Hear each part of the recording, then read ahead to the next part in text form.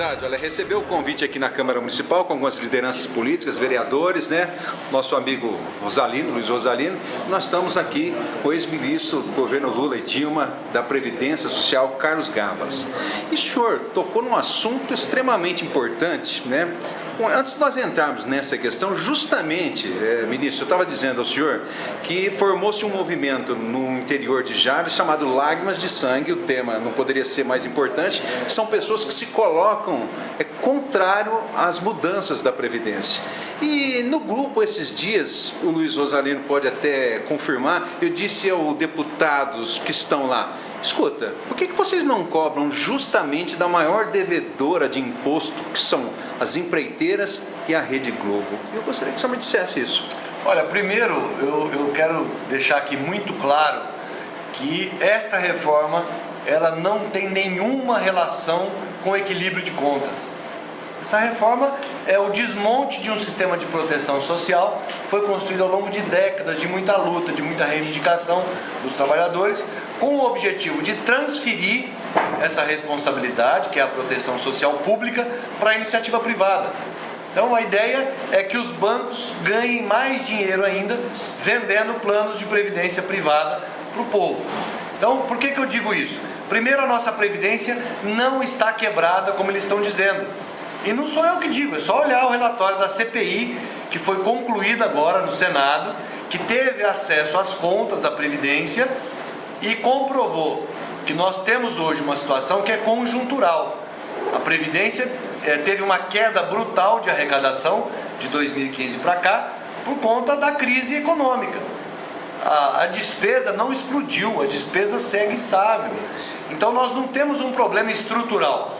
Eles estão desmontando a estrutura para corrigir um pretenso problema de desequilíbrio que, na verdade, você pode corrigir de outras formas. Por exemplo, cobrando os devedores.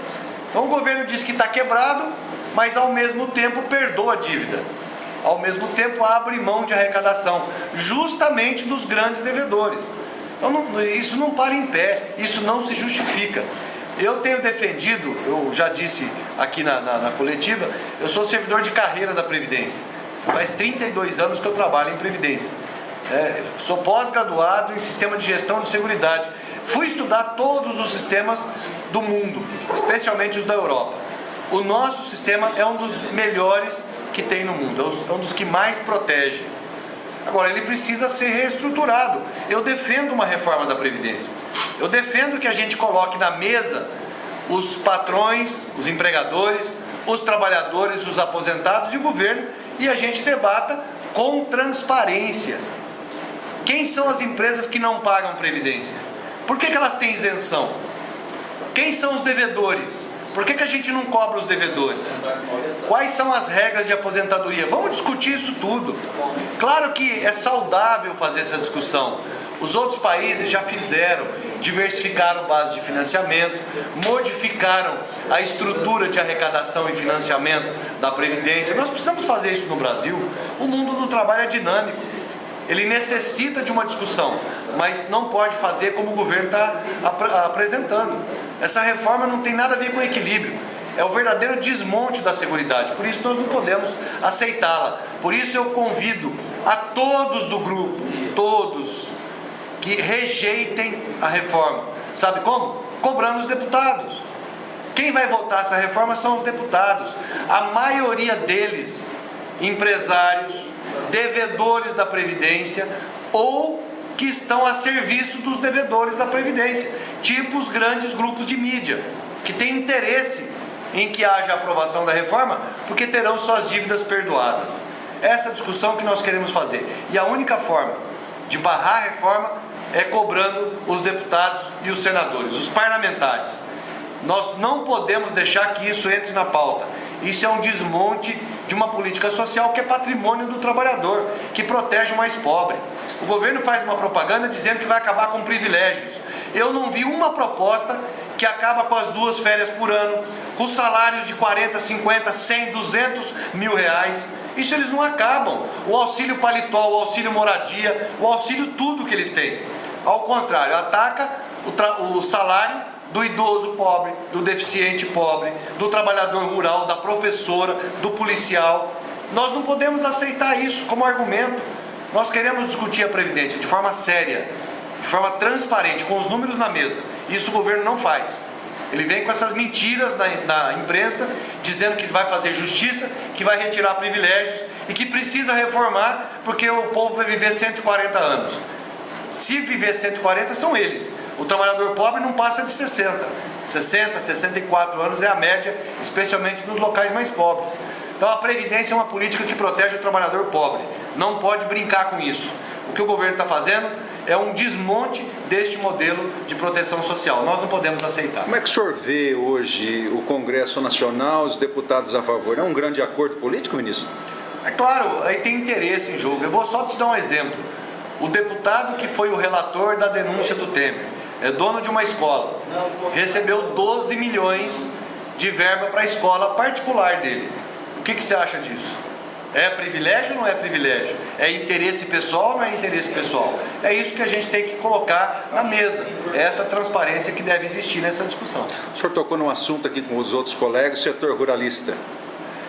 Olha, uma das maiores crueldades que se faz nessa reforma é a proposta de desmonte da Previdência Rural. É desproteger o trabalhador rural. É importante que as pessoas saibam que o nosso alimento vem da pequena propriedade.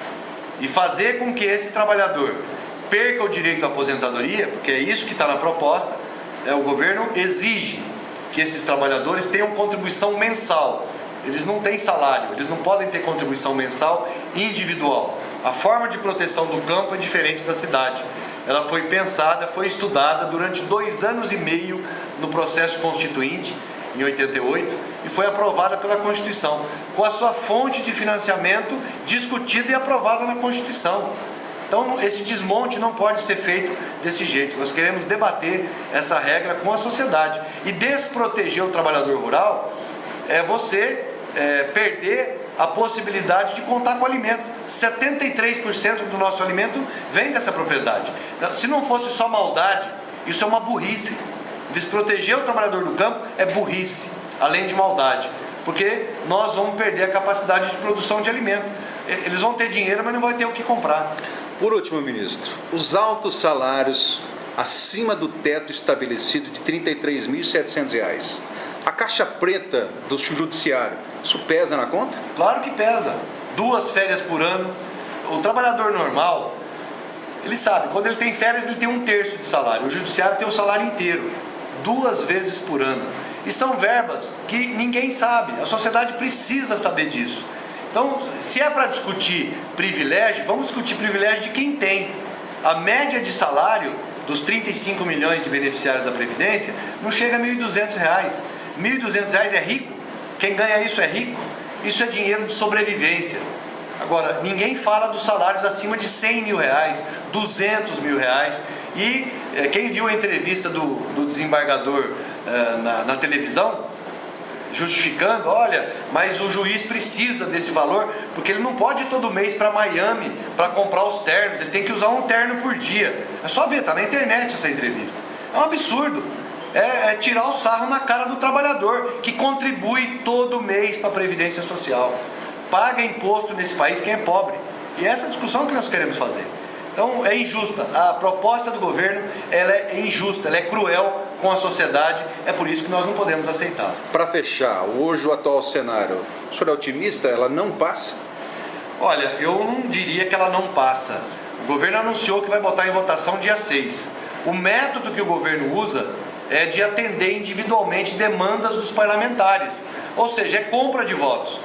Então, como o nosso Congresso é muito suscetível a esses interesses pessoais, eu temo que eles cedam ao interesse do governo, comprando os votos, e eles aprovem. Por isso que é preciso identificar o deputado da região e cobrar desse deputado coerência. Quando ele pediu o voto do povo, ele se comprometeu a votar com o povo. O povo, a última pesquisa mostra que mais de 90% da sociedade é contra a reforma da Previdência. Eu quero saber como é que vai se comportar esses deputados, essas deputadas, os senadores e senadoras.